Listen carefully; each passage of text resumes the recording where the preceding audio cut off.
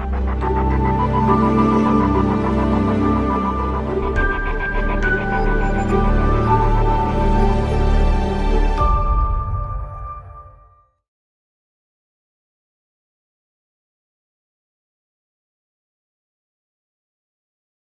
everyone, Michael Pugliese back again here with Caitlin Macy.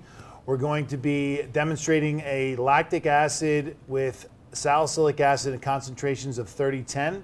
This is our AlphaBeta peel. We're going to be doing this on our darker Fitzpatrick model, Fitzpatrick 5, and these are great peels to be applying for a darker Fitzpatrick type. Again, the gel bases are designed to not penetrate as deeply into the skin. So even though we're dealing with a relatively high concentration here, we don't have to worry about creating an inflammatory response because they're not designed to penetrate deeply into the skin. They're going to sit on the surface and break down protein layer by layer by layer.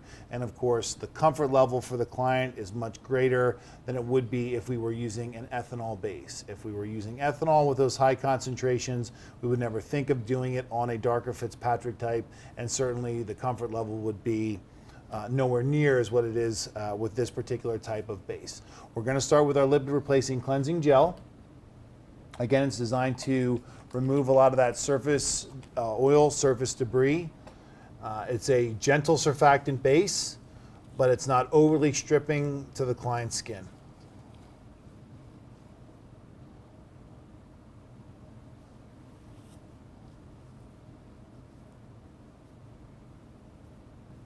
And Caitlin's just using some wet cotton 4x4s here to remove the cleanser.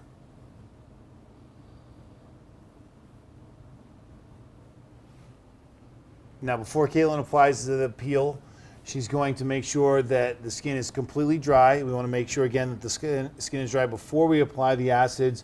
We want to make sure that we're not applying the acids to damp skin because it can create a little bit of undue heat and could generate some discomfort for the client.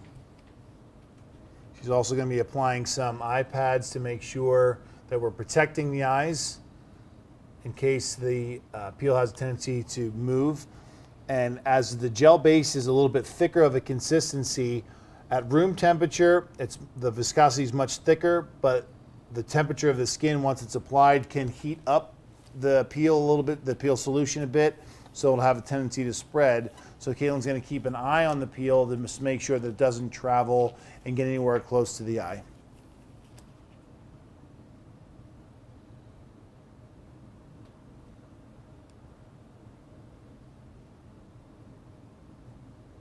Now, as she's applying the product, you can see here that she can overlap the product. It's not a concern. That's one of the major benefits also to using the gel base, is that you don't have to be as cautious with overlapping the product. With ethanol or alcohol-based peels, if we're overlapping, clearly we're going to get more of enhanced penetration in those areas, but with this particular base, it's not going to penetrate into the skin nearly as quickly or as deeply. So we can overlap the product, ensuring that we've got good, even coverage. And that's really one of the major points, is making sure that the skin has got complete, even coverage. And as soon as she's finished applying, she's going to actually start manipulating the product around on the surface of the skin very gently, not necessarily massaging it in, but just gently manipulating the product around on the surface.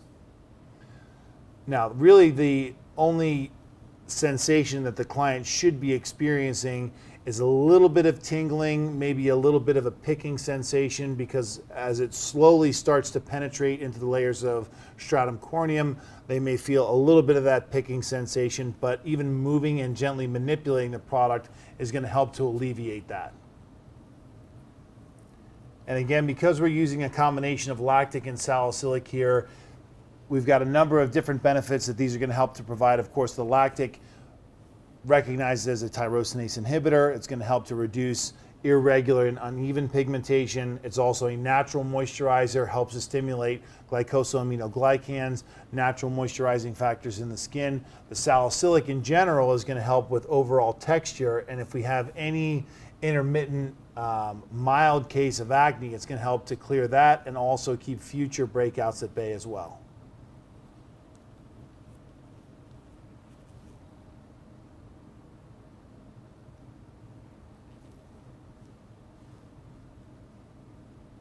Now, when it comes time to removal, Caitlin's simply going to take some dry 4x4s, and again, she's not doing any kind of aggressive rubbing when it comes to the removal. She's simply blotting dry. She's blotting the excess, because when it comes time to removing and neutralizing, we don't want to spray the neutralizer right on top, because it can create the product to run and travel a little bit more on the surface of the skin. So she's just blotting dry, getting in any of the additional crevices around the nose. If you have a client that has a little bit deeper expression lines, you want to be sure to remove in those as well.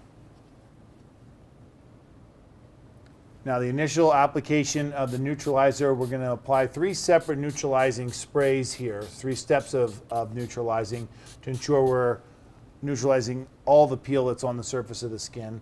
The first step, she's going to simply spray it on and do a little bit of massaging. And then she's going to remove with the wet 4x4s. So just really gently, again, manipulating it around on the skin.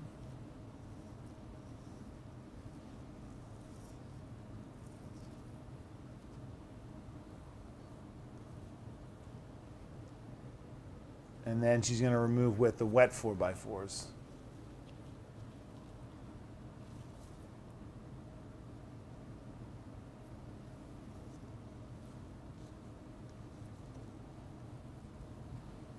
And here we're using cotton rather than gauze. It's a little bit softer, a little bit easier to work with, because of course we are doing some exfoliation. Even though it's more of a conservative method of exfoliation, it's best to use something that's going to be a bit more gentle on the skin.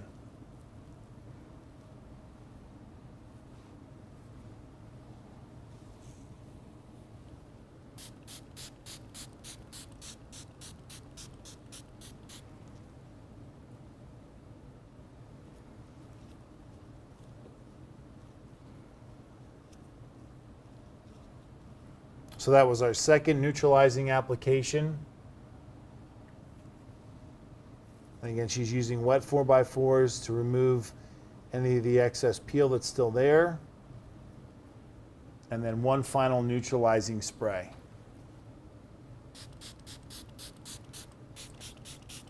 And she's going to put a little bit in her hand, again, just to move this around and make sure that everything has been completely removed and neutralized. So again, when it comes to the removal, the peel comes off initially with dry 4x4s, then we neutralize, remove with wet 4x4s, neutralize again, remove one last time, and then apply a final neutralizing spray. Then we use our finishing products, the first of which is the vitamin C reversal serum. And again, we're using the Circadia Vitamin C Reversal Serum. This is a magnesium ascorbyl phosphate based vitamin C and a hyaluronic acid base. Magnesium ascorbyl phosphate recognized not only for its stability as an ingredient, but also its tolerability on a skin, particularly it's just been freshly exfoliated. You wouldn't do this with some of the other forms of vitamin C, in particular ascorbic acid base. It could be a little bit too intense of a sensation for a client, especially that could potentially have compromised skin.